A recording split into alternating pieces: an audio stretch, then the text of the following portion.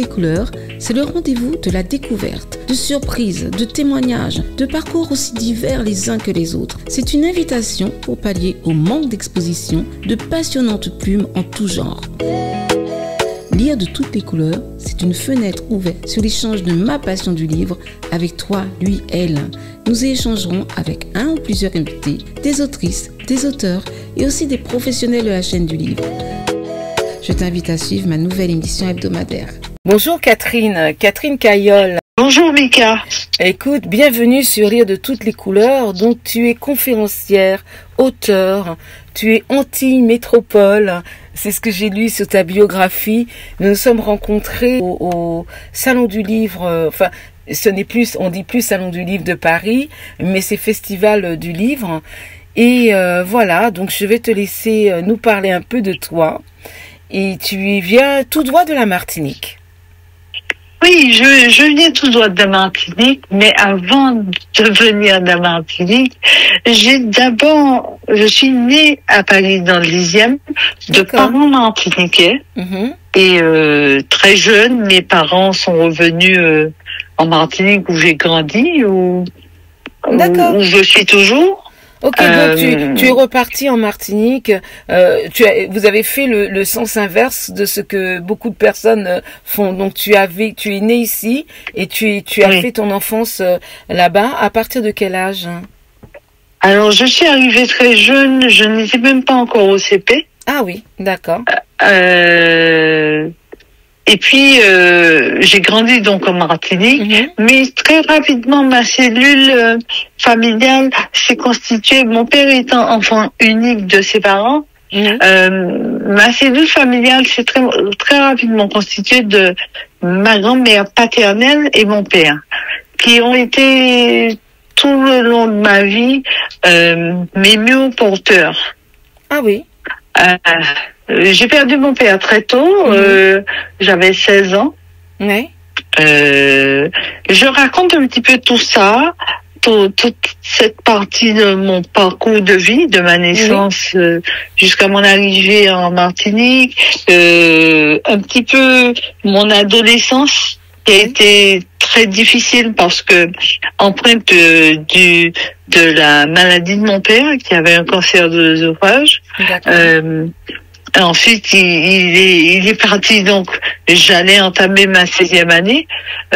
Donc c'est très particulier, hein. En plus du contexte d'Oedipe naturel entre une fille et son père, moi j'avais cette difficulté à exister en faisant mon père qui n'était plus exister en même temps, pour que je puisse trouver cette forme d'équilibre de manière très inconsciente. Hein. J'ai pas fait ça. Je le dis aujourd'hui avec une certaine clarté, mais je l'ai vécu de manière très difficile. Mais j'ai eu la chance d'avoir la grand-mère paternelle que j'ai eue, qui faisait office de tout, de papa, de maman, de grand-mère. Oui, mais justement, j'allais te poser la question parce que tu es reparti en Martinique avec ton papa, ta maman. Là, tu nous parles de... Non, je suis repartie avec mon père seulement. Ma mère est restée à Paris. Ok. Et elle est revenue après. Donc ma cellule s'est constituée de mon père et ma grand-mère, ma cellule familiale. Je me suis construite. D'accord. Je me suis construite. Elle est venue vous rejoindre combien de temps après, ta maman? Elle est venue à peu près 2 ans après. Ah oui, mais je comprends. Mais c'est un âge quand même, avec le recul, c'est un âge crucial pour les enfants. Oui. La personne qui leur permet d'être, tout simplement, devient le repère. Bien sûr. Et donc, ma grand-mère a toujours été, et jusqu'à aujourd'hui, à titre posthume, c'est toujours mon repère.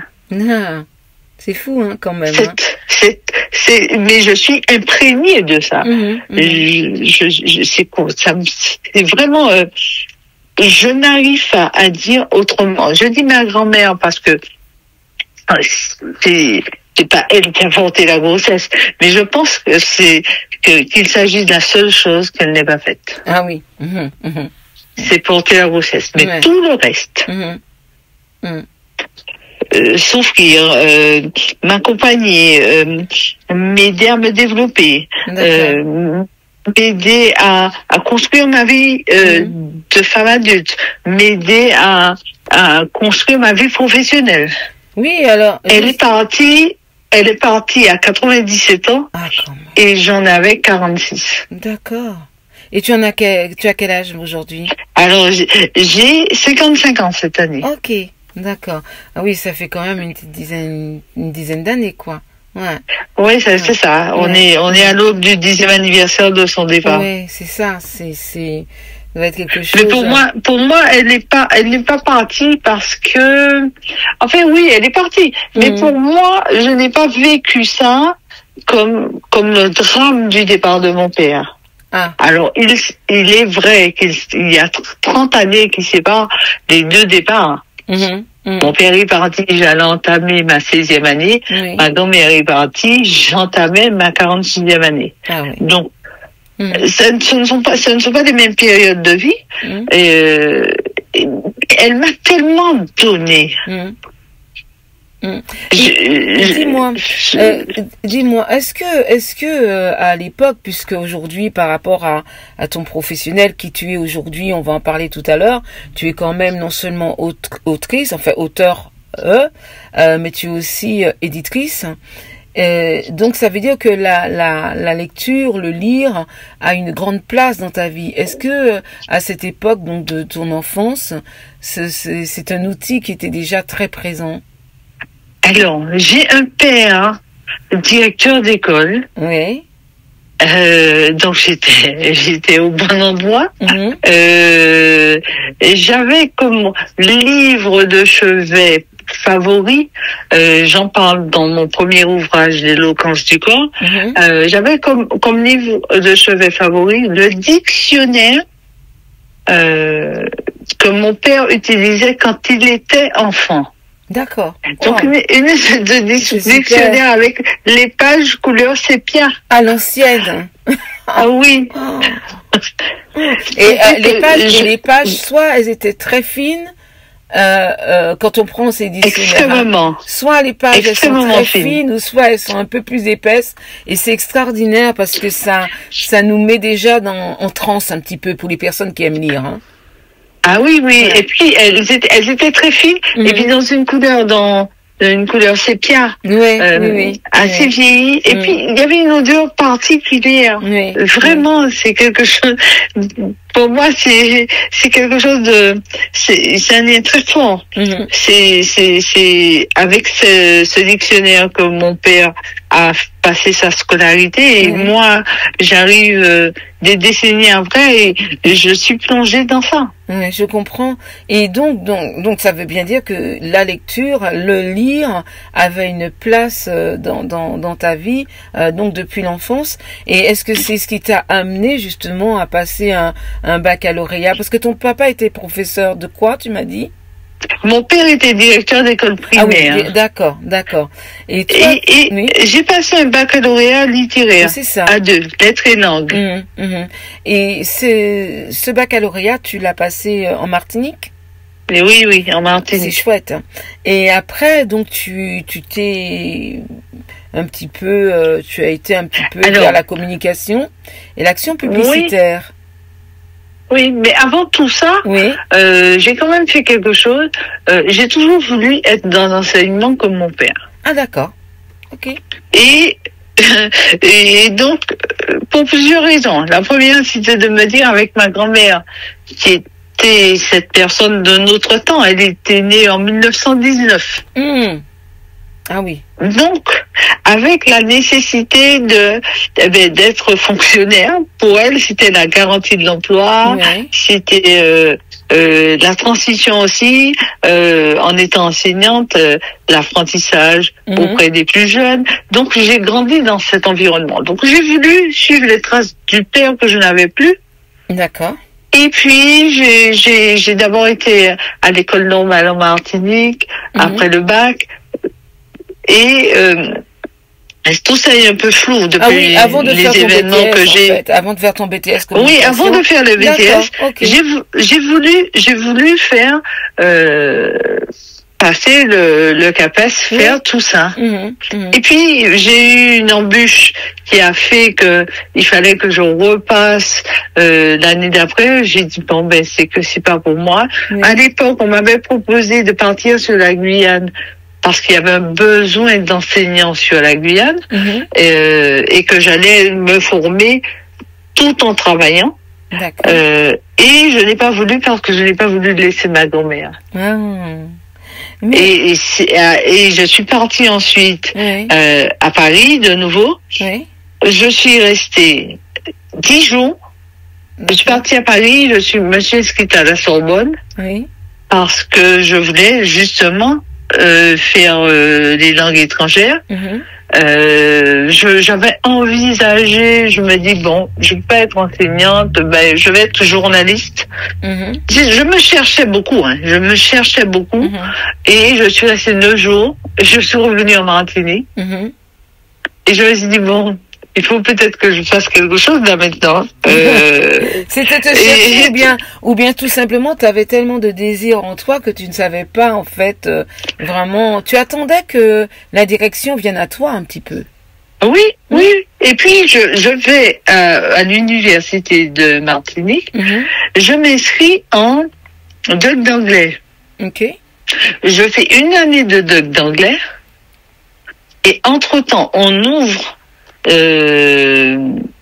à la MEP en Martinique, le BTS Communication et Action Publicitaire, l'année d'après. Donc j'arrête le doc d'anglais et je bascule sur le BTS parce que je comprends à ce moment-là que dans ce BTS Communication et Action Publicitaire, où il y a autant d'heures de marketing que d'heures de communication, que là-dedans, je pense que je trouve quelque chose qui fait sens pour moi et je me dis que c'est ça ma voie. D'accord, je comprends. Et après, tu prends, une fois que tu es diplômé, tu prends un parcours professionnel qui t'amène donc dans un secteur agroalimentaire et artistique. Bien avant ça. Et artistique. Bien avant. Ah oui? Bien avant ça. Je fais un stage de BTS dans un établissement financier de la Martinique. Et donc, l'objet de stage a été la création d'une carte privilège qui permettait la simplification de la procédure pour pouvoir faire l'acquisition, pour contracter un prêt, pour faire l'acquisition de véhicules. Et donc, cette carte existe toujours. Je l'ai créée en 91 comme objet de stage. Donc, elle s'appelle comment, cette carte? C'est la carte privilège. D'accord, ok. Donc, liée à la Martinique, alors? Oui. D'accord. Et donc, je fais ça. Le BTS terminé, le stage terminé, cet établissement me propose du travail. Et donc, je vais travailler en établissement financier. Ok. Et je rentre en contact avec les vendeurs auto parce que je suis en déplacement dans les garages automobiles pour vendre du véhicule neuf, non pas moi pour les vendre, mais pour monter les dossiers de financement. Je fais ça pendant à peu près 2 ans. Et là, je sens que je suis arrivée au bout de ce que j'avais à découvrir là. D'accord. Et là, je bascule en agroalimentaire.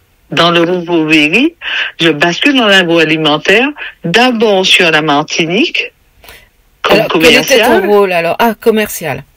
Comme commercial. Ensuite, au bout d'1 an, donc j'étais comme commercial en produits surgelés, de panification, de tarterie, de viennoiserie. Je bascule dans une année après, je bascule dans une branche de pâtisserie industrielle, toujours pour le même groupe.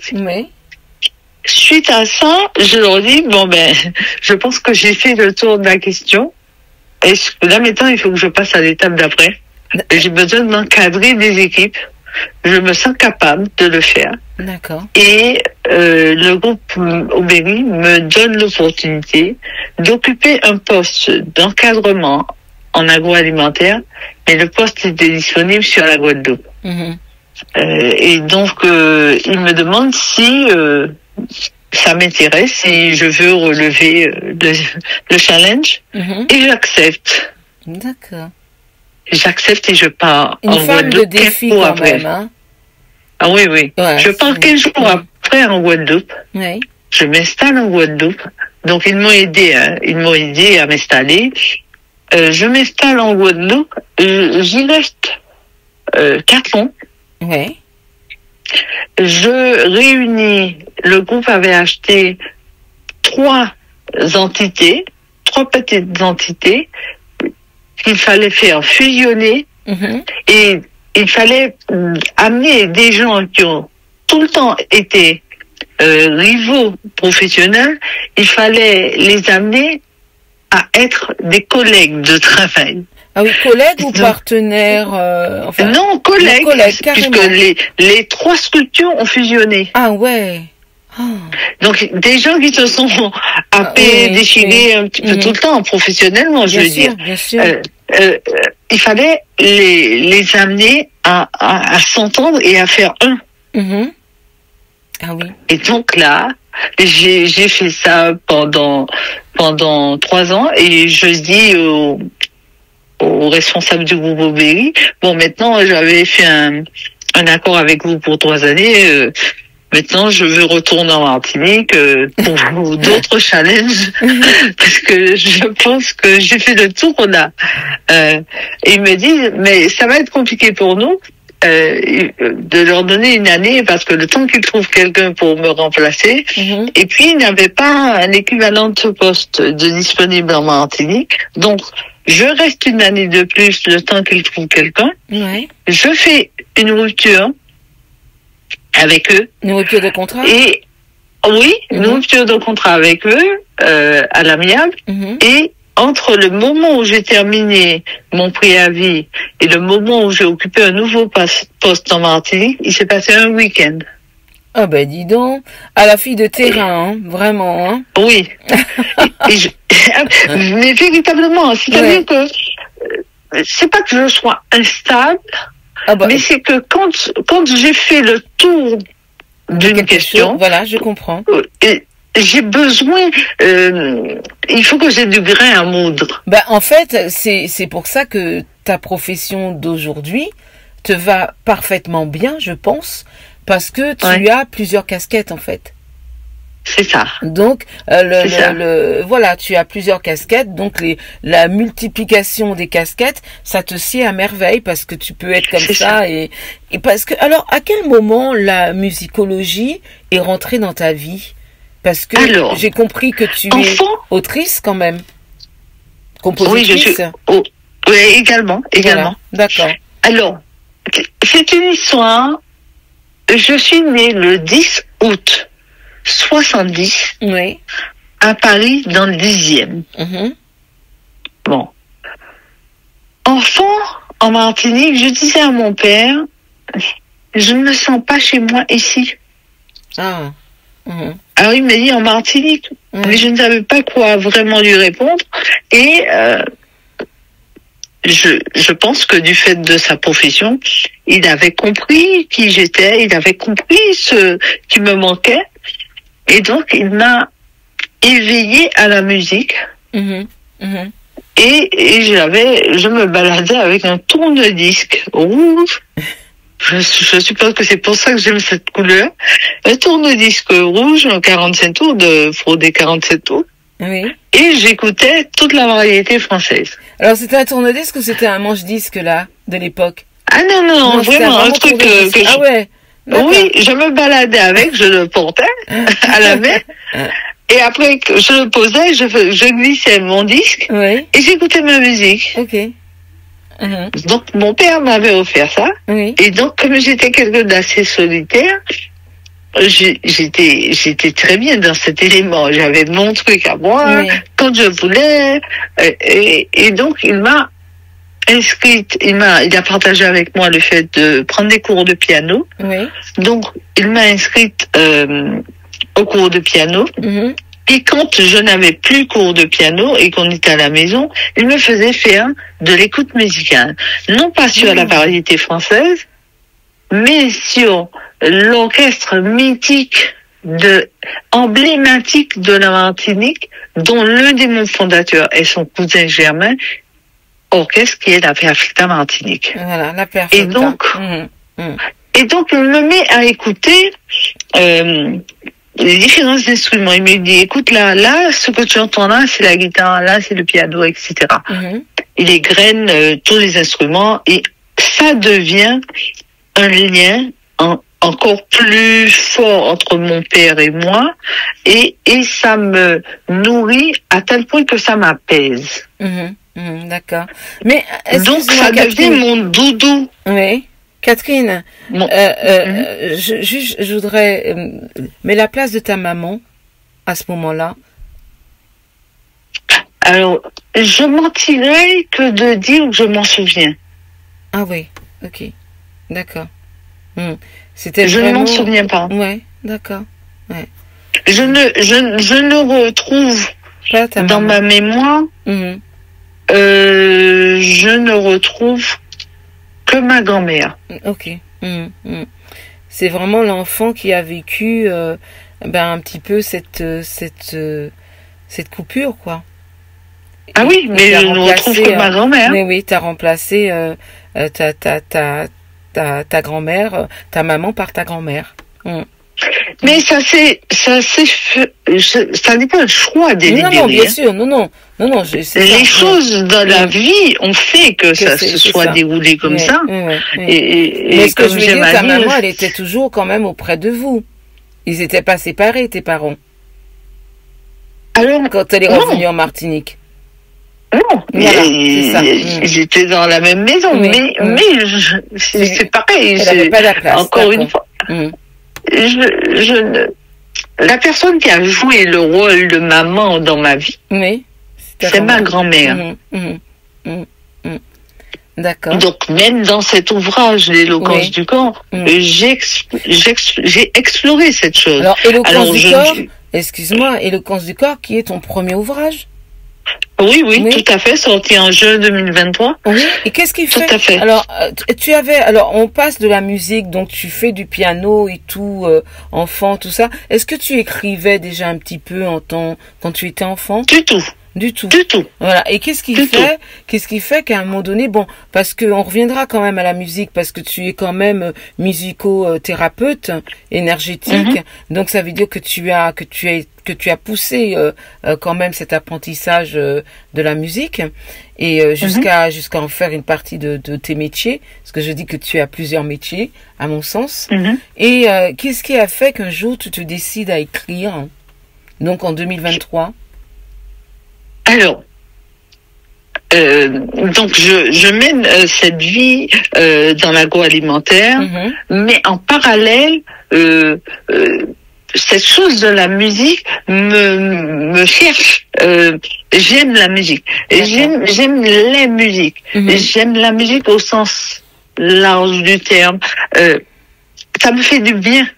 Donc, je vais dans les studios, je côtoie des musiciens, je vois mon oncle, membre fondateur, l'un des 3 membres fondateurs de la Perfecta, je rencontre toutes ces personnes-là. Mais tu deviens même manager d'artiste, il me semble. Complètement. Oui. Complètement. Responsable de promotion de studios d'enregistrement, manager d'artistes et de groupes musicaux, tout en étant dans l'agroalimentaire? Oui, bien sûr.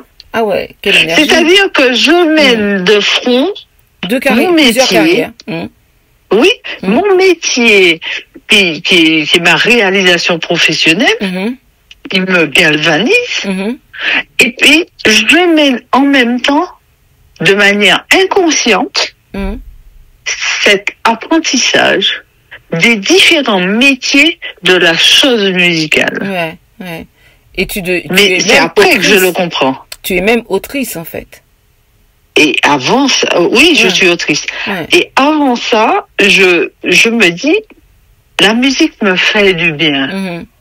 Donc, il faut que j'ai compris qu'il faut que je puisse guérir les gens. J'aimerais que tous les gens autour de moi aillent bien. Et que si la musique me fait du bien, mais je voudrais que ça fasse du bien aux gens. Et là, je pars à Paris en 2014, Oui. je fais sur 5 mois une formation de musicothérapeute énergétique. Ok. Alors pourquoi pas musicothérapeute tout simplement? Mhm. Parce que quand j'ai vu cette formation, je me suis dit mais quand même tout le monde fait ça, j'ai pas envie de faire comme tout le monde. Donc Tu veux plus. oui, Mhm. je vais être différente parce que je me sais déjà à ce moment singulière. Mhm. Mais je veux confirmer la chose. Je suis appelée par là. Mhm. Et donc, je fais cette formation de musicothérapeute énergétique à cheval 2014-2015 et je mène cette formation, je fais mes allers-retours tous les mois à Paris Mhm. pendant que je travaille en agroalimentaire. Ah oui. C'est-à-dire qu'il y a j'ai toujours gardé Oui. mon métier et la musique a toujours été présente en même temps. Et ça t'amène même à faire des interventions dans des établissements scolaires. Ça, c'est bien après. Ah oui, bien après. donc, D'accord. Oui, et donc, rapidement, pour faire moins long, Oui. je fais cette formation, je rentre Martinique, Guadeloupe. Mhm. Après mes heures de boulot en agroalimentaire, je fais des soins de musicothérapie énergétique pour les gens. Mhm. Mhm. Donc, je mène une vie à 300 à l'heure. Ben oui. Et, à un moment, ce corps, Mhm. à qui je demande Beaucoup. toujours plus, toujours plus, me dit stop. Ouais. Et je vis une succession d'infarctus cérébraux, Ouais. communément appelés AVC, Oui. durant 6 mois. Qui t'amène à un J'ai coma eu- quand même. Qui m'amène à me dire, eh ben, je vais chercher à savoir pourquoi je fais autant d'infarctus cérébraux. Mhm. Je pars à Paris Ouais. pour aller faire des examens pour qu'on cherche le pourquoi du comment Mhm. de ces infarctus cérébraux. Alors certes, j'avais des facteurs aggravants, mais on n'a pas trouvé d'éléments déclencheurs.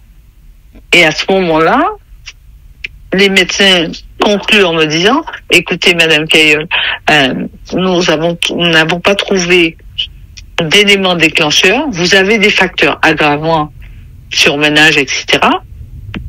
Maintenant, levez le pied, revoyez les choses calmement, en sachant qu'après chaque AVC, j'ai perdu l'usage de la parole. Mais il y a quelque chose, je suis happée par. Mais je vais recommencer comme avant. Catherine, tu fais un coma tout de même. Je suis pas encore au coma là. Ah, d'accord. Je suis happée par. Je fais ces examens et pendant que je fais les examens, j'ai mon bureau mobile, mon ordinateur et tout, et à distance. Tu continues? Waouh. Je continue à travailler entre chaque AVC. Oh la vache. Excuse-moi du mot. et les médecins me font tous les examens. J'étais venue pour 10 jours à Paris, je reste 3 mois. Ouais. À ce moment-là, je reste 3 mois. Quand les médecins me disent, bon ben, vous pouvez rentrer, mais il faut lever le pied. Dans ma tête, je me dis, chouette, je vais repartir comme en l'an 40. Ouais. 4 jours en Guadeloupe, 3 jours en Martinique, tous les 2 mois en Guyane. C'est comme ça que je travaillais. Et personne de ton entourage n'arrivait à te freiner? Mais ça me galvanisait. Ouais. Personne ne pouvait rien me dire. Ouais. J'étais bien comme ça. mais je sens que mon corps est en souffrance. Ouais. Mais je continue. Et donc, au moment de repartir sur la Martinique, comme à l'accoutumée, quand j'étais pas à l'hôpital, donc je me baladais beaucoup, je marchais, je décide de quitter le 11e, le logement que j'occupais, et je vais me balader. J'ouvre les yeux, je suis dans une chambre toute blanche, j'entends un tintamarre. Ah ouais? J'ai 2 messieurs qui viennent vers moi avec une dame et ils me disent « Bonjour Madame Cailleul, nous sommes heureux de vous voir vous réveiller. Ça fait à peu près une semaine que vous étiez dans le coma. » Aïe aïe aïe. Aïe aïe aïe. Et donc, je ne sais pas comment te dire mes cas. Quand il me dit ça, j'entends et je comprends. Oui. Oui. Mais je n'en mesure pas la portée. Ah, en plus, waouh. Je comprends qu'ils disent. Ouais. Je comprends qu'ils disent un mot commun, mais je n'en mesure pas la portée. Et je sens quelque chose qui me gêne à la gorge, etc. Et c'est là qu'ils me disent, tous ces détails sont dans le premier ouvrage, L'éloquence du corps. Oui. Donc, tu écris en 2023. Et là, tout ça, là, ça se passe en quelle année? Et donc, je rentre en Martinique. Oui. Je reste encore un mois après le réveil. Je reste encore un mois à l'hôpital. Donc, j'ai fait en tout 4 mois à Paris. Et je rentre en Martinique et je décide de rentrer et je décide de rester seule chez moi. Ok. Et là, on est en quelle année, là? Là, on est en 2018. D'accord. Waouh. Et je décide de rester seule chez moi. Oui. Seule parce que je n'ai pas de raison autre que celle d'avoir besoin de comprendre qui est cette personne-là, cette nouvelle personne-là, parce que je ne connais pas la personne que je suis devenue. Je ne la connais pas. Oui, parce que justement, la question que j'allais te poser, c'est est-ce que en rentrant, en quittant ce coma, tu as des séquelles? Bien évidemment. Ouais. Bien évidemment, on est jamais. On est sur quel genre de séquelles? Les séquelles qui sont les miennes. Je suis devenue, excusez-moi messieurs, je suis devenue comme un homme. Je fais une chose à la fois. Oui, je comprends.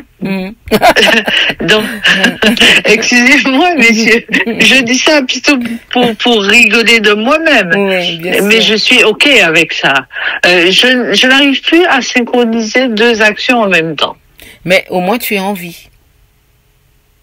Et je suis heureuse d'être en vie. Exactement. Et tu peux continuer tes passions. À mon rythme. À ton rythme. Et en t'y adaptant. Et tu y arrives formidablement bien. Mais merci. Je souhaite en tout cas. Donc je fais tout ça. Quand je décide de repartir à Paris, faire une formation à Nanterre. Parce que je me dis, je ne peux pas.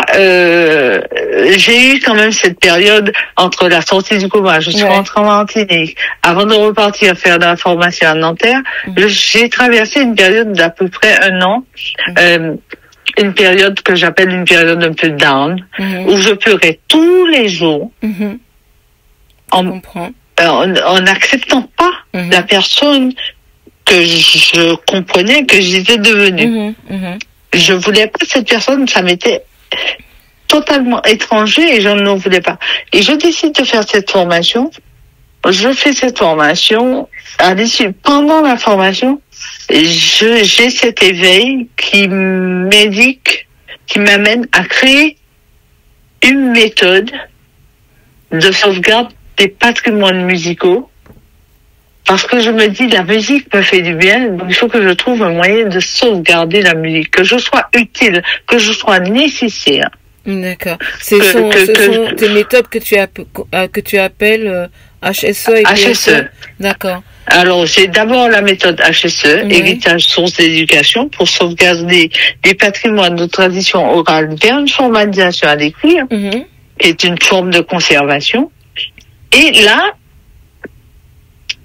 Marius William, chanteur et patron de la Perfecta, je vais voir le groupe jouer et il est hyper heureux. Il me dit qu'il a appris que j'ai eu ces problèmes de santé et que ça serait bien que connaissant tout mon parcours, connaissant toutes mon amour de cette musique, mon amour du milieu musical et tout ça, il me dit ça serait bien que tu sois le manager du groupe. Alors je lui dis, Marius, je veux pas être le manager du groupe parce que j'ai encore cette aphasie, cette difficulté d'élocution et tout ça. Je voudrais pas faire ça. Donne-moi le temps de la réflexion. Il me donne le temps de la réflexion, 48 heures, et il me recontacte et je lui dis, écoute, j'ai réfléchi, je peux t'accompagner, te donner un coup de main, faire des choses comme ça pour le groupe. Mais j'ai plutôt envie de faire quelque chose qui me galvanise. Être manager, pour moi, c'est quelque chose de banal. Oui. Donc, j'ai créé une méthode de sauvegarde des patrimoines de tradition orale. Le groupe La Veracta est né un jour après moi. D'accord, oui. Je me souviens de ça. Entre ce groupe et moi, nous avons un jour d'écart. Oui. Donc, je lui dis, il y aura les 50 ans. Il me dit, justement, pour les 50 ans du groupe l'année prochaine, là, on est en 2019. Et pour les 50 ans du groupe l'année prochaine, plutôt, même si on fait un concert, mais je voudrais faire quelque chose d'assez symbolique. C'est quand même un demi-siècle d'existence du groupe. Et là, je lui dis, faisons ce travail de définition de cette musique. Plutôt que de raconter simplement l'histoire du groupe, on pourrait raconter l'histoire du style musical créé par le groupe. Parce que c'est ce qui reste quand tous les musiciens ne sont plus. Oui. Et il me valide. C'est encore un style musical lié à la Martinique avant le zouk, avant autre chose. Bien avant, oui, bien sûr. Et donc, il me valide la chose. On est en septembre 2019.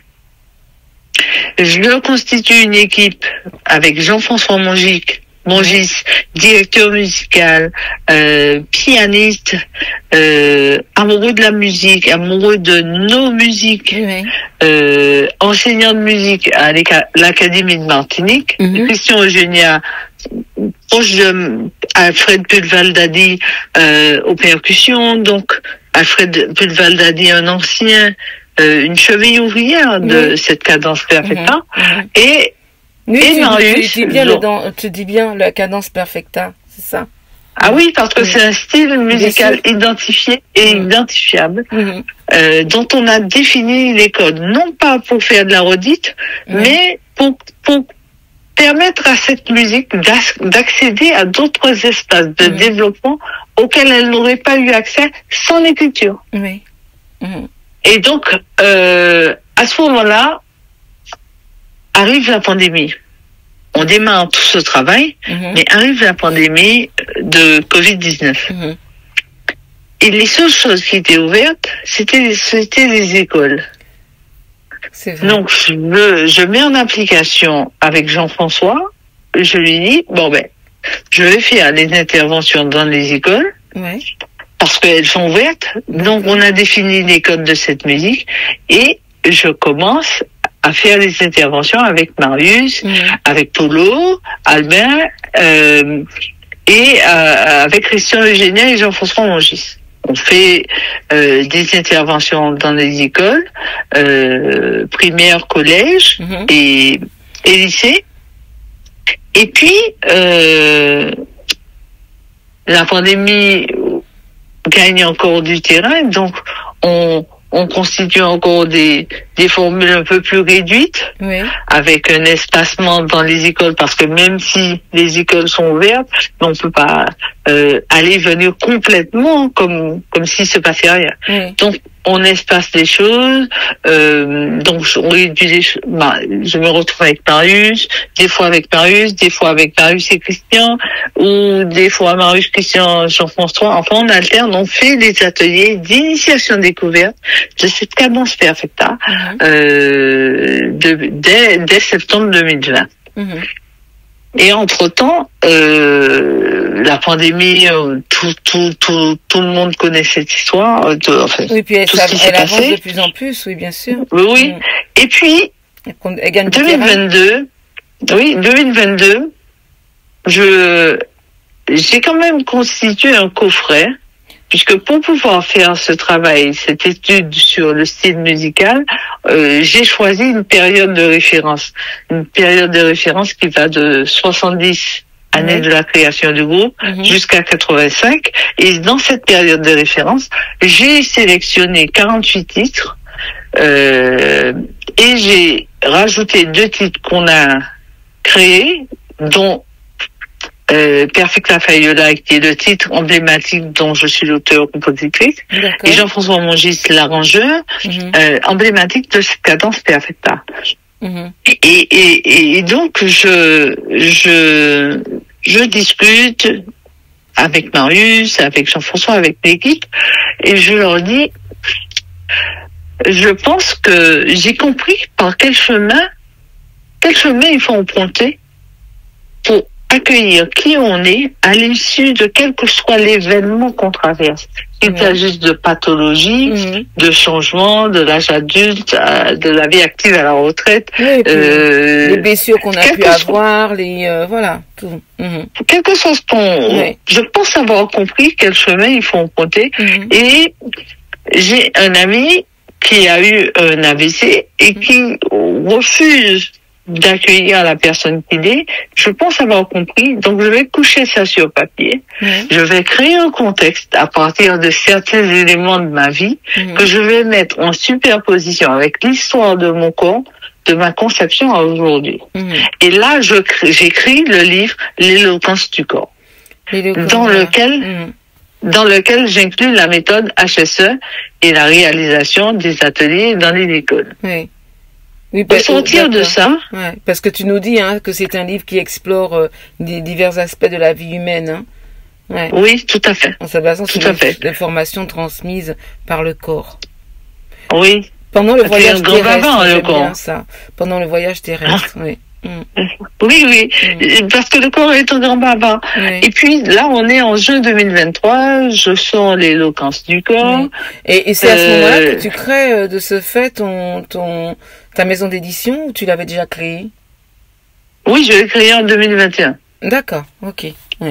Donc tu avais déjà... Je vais revenir sur la création parce que c'est quelque chose qui va tenir en 3 phrases. Je vais revenir là-dessus. Et donc en 2023, juin 2023, je sors l'éloquence du corps. Et puis je continue à développer et à faire aboutir l'ouvrage qui sera dédié à la cadence Perfecta.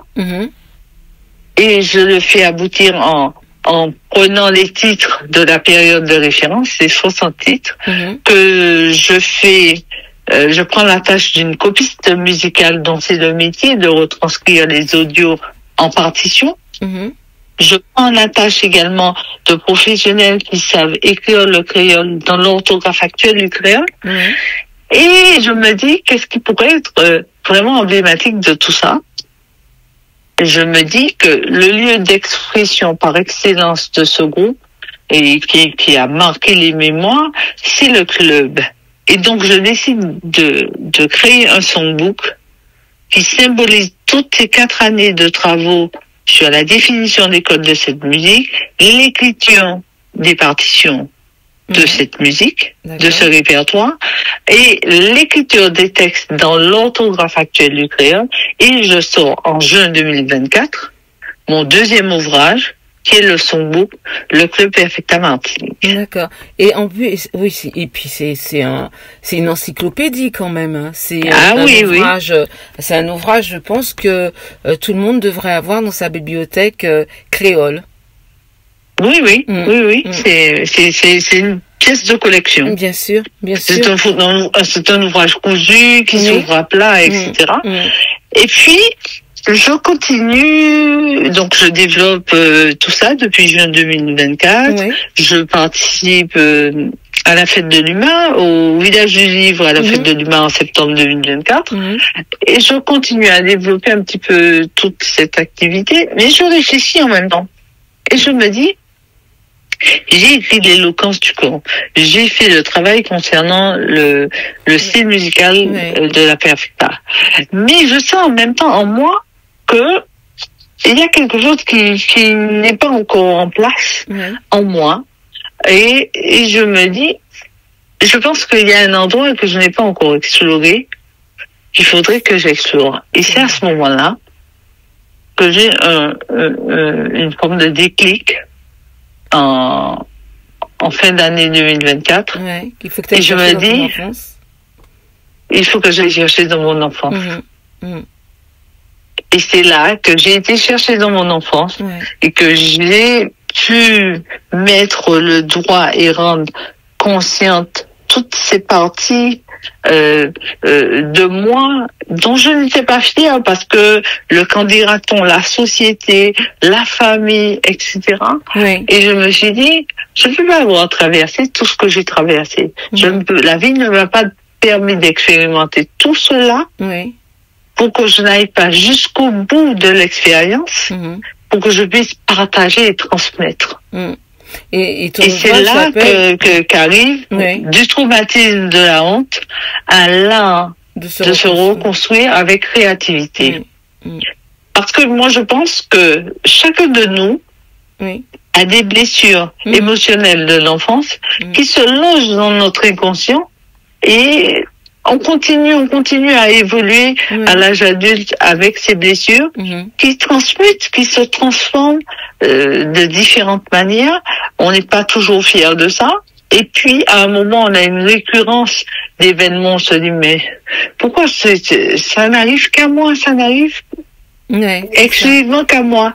Pourquoi j'ai cette récurrence?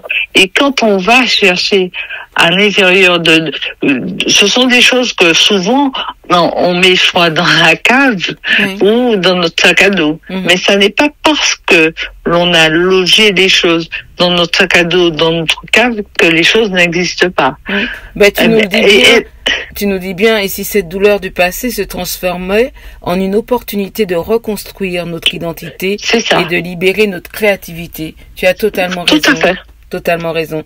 Et tu continues, et on va revenir tout à l'heure sur le nom de ta maison d'édition. Mais comme on arrive bientôt à la fin de notre rencontre, j'aimerais bien que tu nous dises un petit mot, parce que là, nous avons parlé de tes ouvrages, mais tu as un autre ouvrage aussi. J'aurai l'occasion de parler avec la créatrice, mais ça s'appelle Les coiffes de Lulu. Alors, Les coiffes de Lulu, c'est un ouvrage que j'ai souhaité, que j'ai créé, mais dont l'illustratrice qui a réalisé toutes les coiffes qui s'y trouvent, les 50 coiffes qui s'y trouvent, est Lucie Réal-Guillerny, une jeune illustratrice martiniquaise née à Paris, de 24 ans, qui fait partie des personnes de ma maison d'édition, édition expert, édition plurielle, expert au pluriel, équilibre au singulier. Cette maison d'édition que j'ai créée en juillet 2021, mais qui est avant tout une maison d'édition musicale, qui a un objet social élargi à la réalisation d'ouvrages patrimoniaux, de témoignages, de coloriage et de bande dessinée. Ok, c'est pour ça que les coiffes de Lulu rentrent complètement dans toutes ces cases. Oui, tout à fait. C'est-à-dire que tu vois, à la fin du dernier ouvrage du traumatisme de la honte, à l'art de se reconstruire avec créativité, à la fin de l'ouvrage, il y a les partitions de mes 2 titres, dont je suis, 2 titres musicaux dont je suis l'auteur, Merci Perfecta et Perfecta Fayola. Et les dernières pages sont des dessins de Lulu, à colorier. D'accord. Mais tu sais, ton ouvrage du traumatisme de la honte à l'art de se reconstruire avec créativité, la couvre, on dirait un instrument de musique avec ce trou béant et un personnage au milieu. Qui cherche sa voix. Qui cherche sa voix. On dirait une contrebasse. C'est ça. Comme ça. C'est-à-dire que c'est un mix de tout ça. Ah oui, d'accord. Mais tout ça, c'est moi. Tout ça, c'est moi. Oui. C'est super.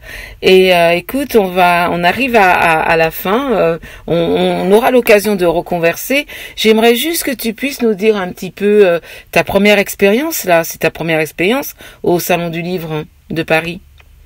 Alors moi j'ai trouvé ça fabuleux. Mais tu avais les yeux qui brillaient. Ah mais vraiment, hein, j'ai pris plaisir à être là. Je prends toujours plaisir à raconter ce que je fais. Je prends toujours plaisir à aller à la rencontre de publics qui ne me connaissent pas du tout. Pas moi en tant que Catherine, Oui. mais moi en tant que ce que je propose. Mhm.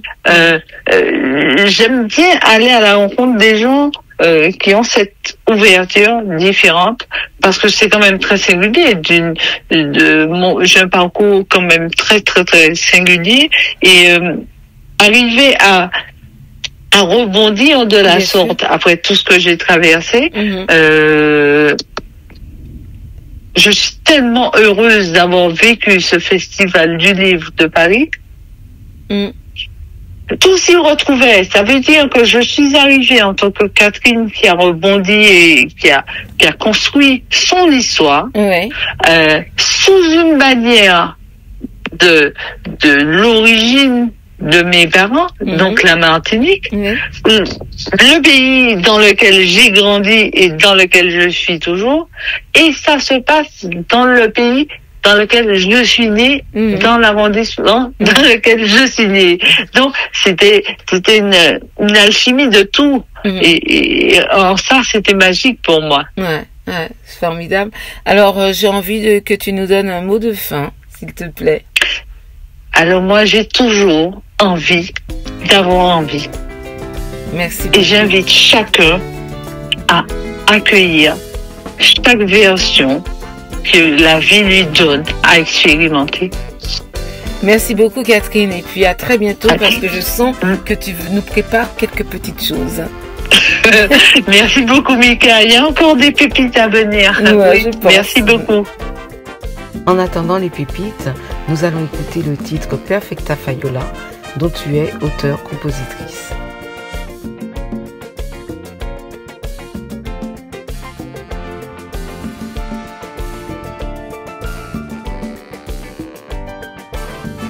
Retrouvons-nous chaque semaine pour une nouvelle rencontre. Lire de toutes les couleurs. En belle Thibaut, et surtout faites des bêtises. Ouvrez des livres. Bye bye.